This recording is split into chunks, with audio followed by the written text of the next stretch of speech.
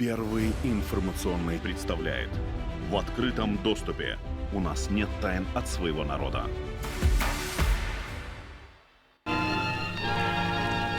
Части Червоной армии вышли в лагерь.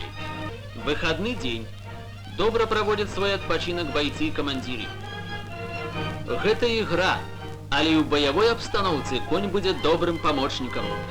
Игра закончилась боем конных разъездов. Селянін Брэсцкага района Григорий Якубчик атрымаў вялікую ўзнагароду партыі ўрада за дапамогу пагранічнікам.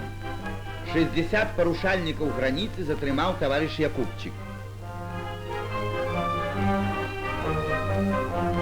Бойцы-пагранічнікі часта наведваюць свайго адважнага памочніка.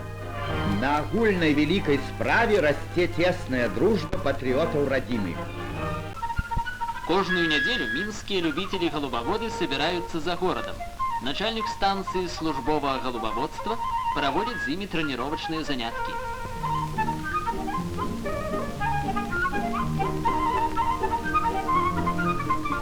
С пункта отправки голубь повинен доставить пошту на пункт призначения. У боевой обстановки голубь часто бывает незаменимым помощником по сувязі.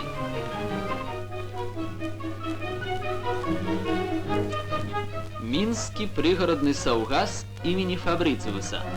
Цераз кожныя 3-4 дні брыгады ўбіраюць багаты ўраджай салаты, радыскі, цыбулі і гуркоў.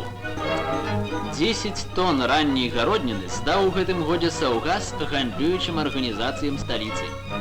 У Мінску арганізаваны філіял усесаюзнага павільёна лепшых узораў шырспажыва.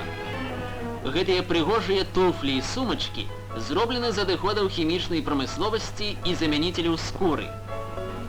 Жарастойкая гліняная посуда.